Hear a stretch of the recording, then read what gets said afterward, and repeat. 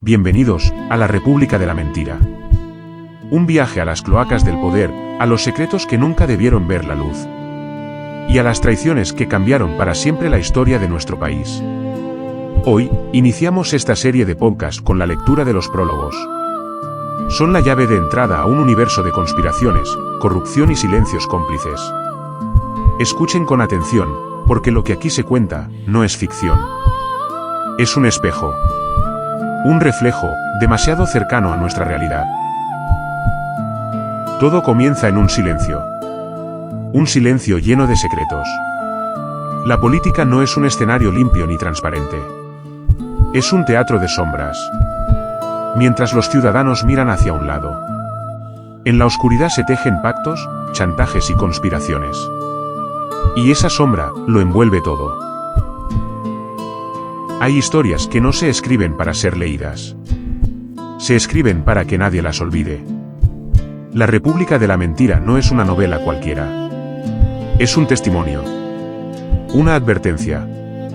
Una cicatriz que aún supura.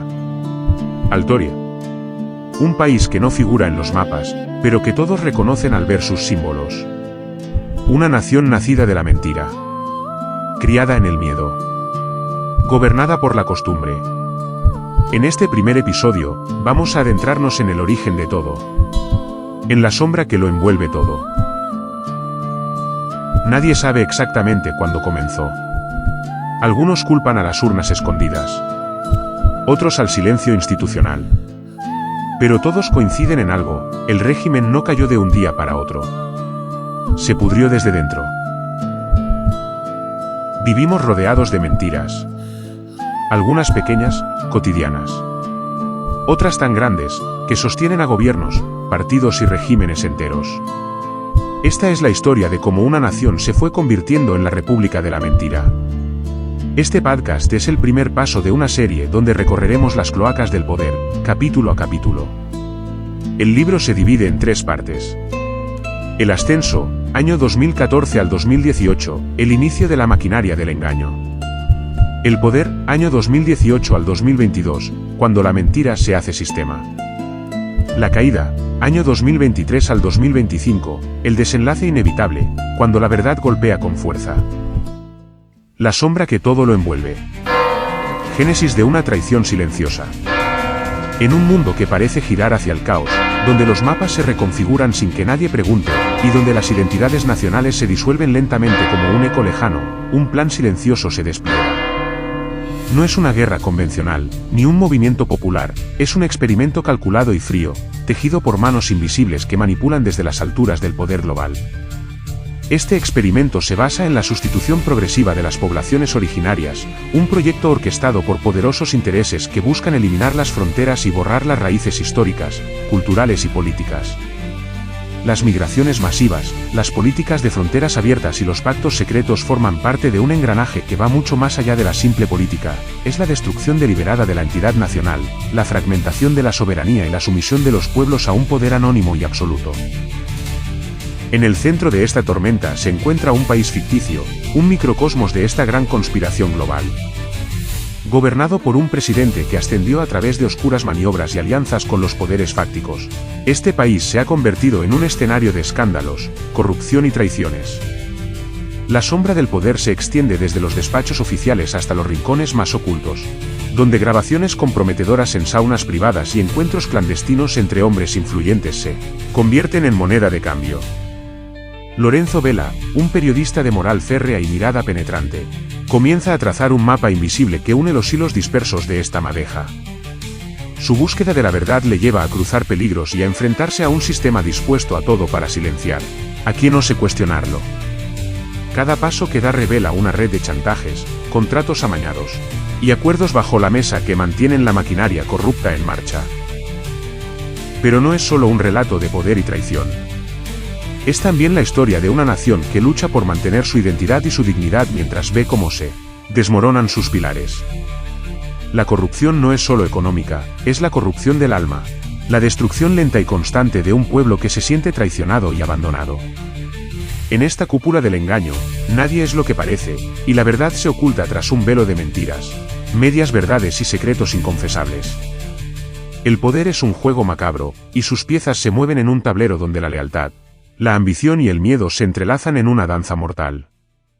Bienvenido a la historia que nadie quiere contar. Bienvenido a la cúpula del engaño.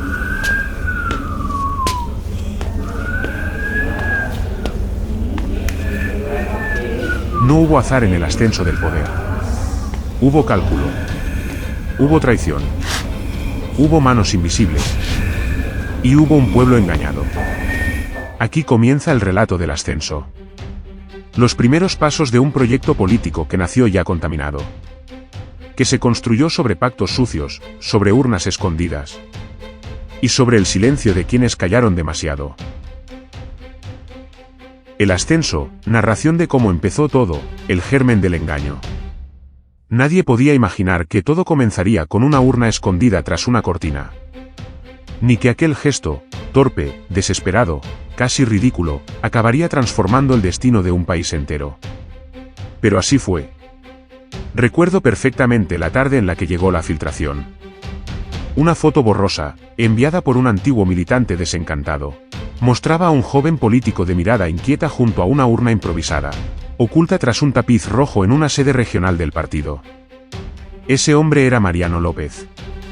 El resto, ya es historia. O al menos, la parte que nos han permitido conocer. A Mariano lo expulsaron sin ruido, como se liquida a los que incomodan. Pero no se fue.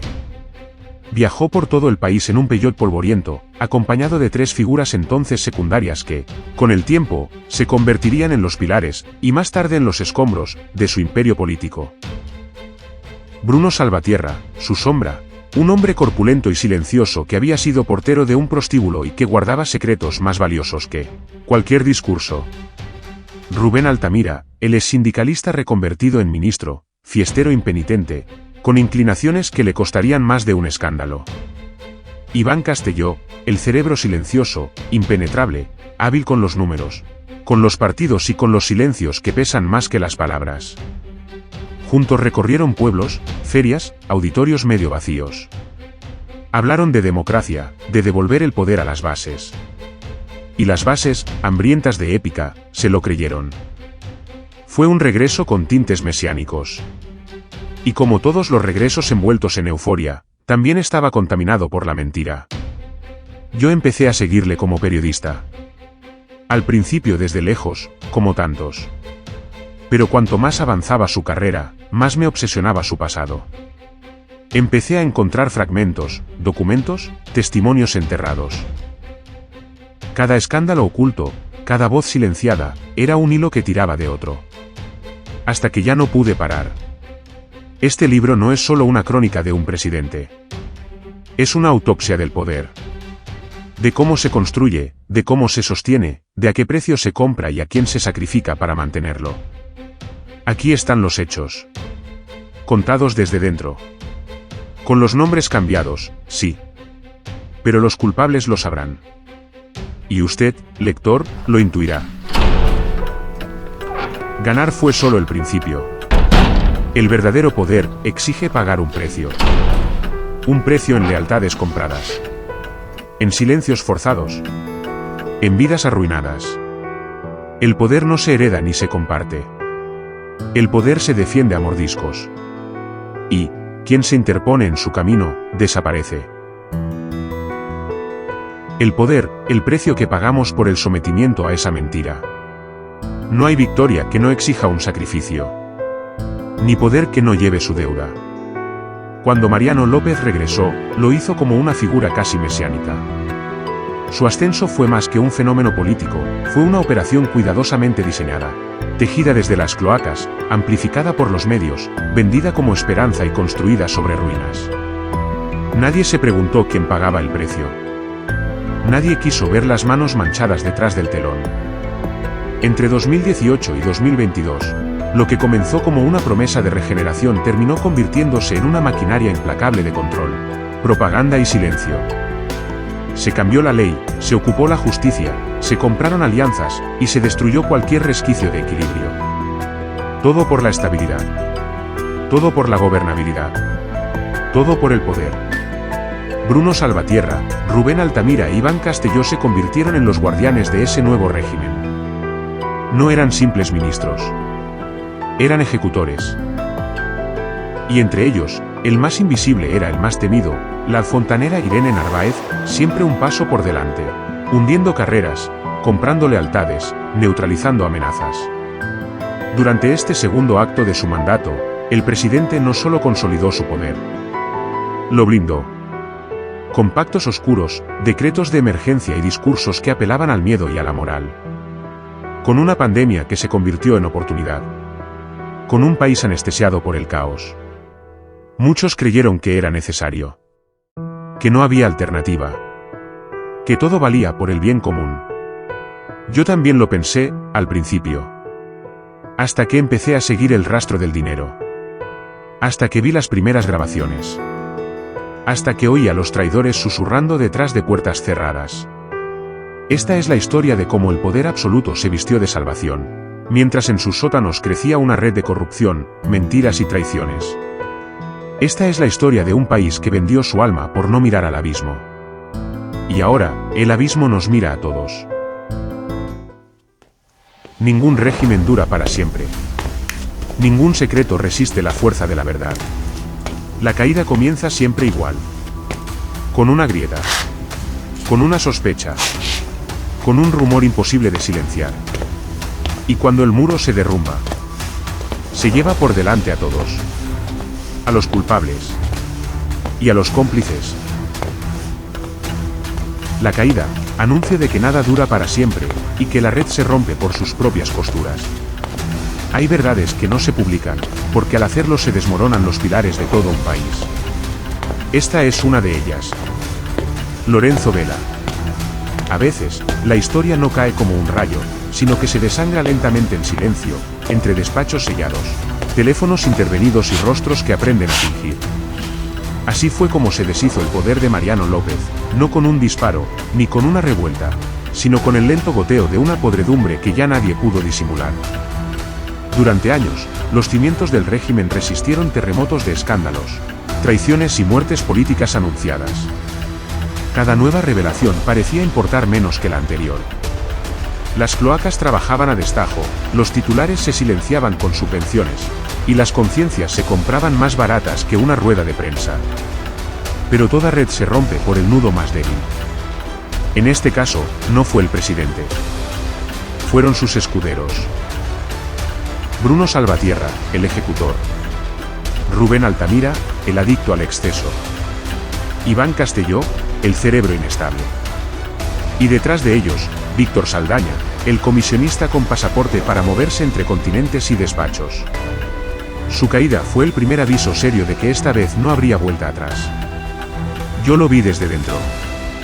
Estuve allí cuando los móviles dejaron de contestar, cuando los escoltas desaparecieron, y cuando incluso los más fieles bajaban la mirada en los pasillos del Congreso. Desde aquel día, supe que el relato oficial ya no bastaría. Por eso empecé a escribir este libro. Porque alguien tenía que contar cómo se deshizo un régimen construido sobre el engaño, el chantaje y la simulación. Este no es un relato imparcial. Es el testimonio de un periodista que también se ensució los zapatos. No me oculto. No fui un héroe. Solo un testigo. Y ahora, cuando todo parece arder, solo queda una pregunta. ¿Quién sostendrá el país que dejaron tras su caída? Lorenzo Vela. Altoria, enero de 2025. Esto es solo el inicio. A partir de hoy, capítulo a capítulo, iremos desvelando la historia completa. Un viaje a través del engaño, la traición y la verdad. Porque en la República de la Mentira, nadie queda inocente. Esto no es ficción. O al menos, no solo. La República de la Mentira está aquí, y cada capítulo de este podcast será una ventana a las verdades que se nos ocultaron. Suscríbete, comparte, y acompáñanos en este viaje. Porque cuando la mentira gobierna, contar la verdad es un acto de resistencia.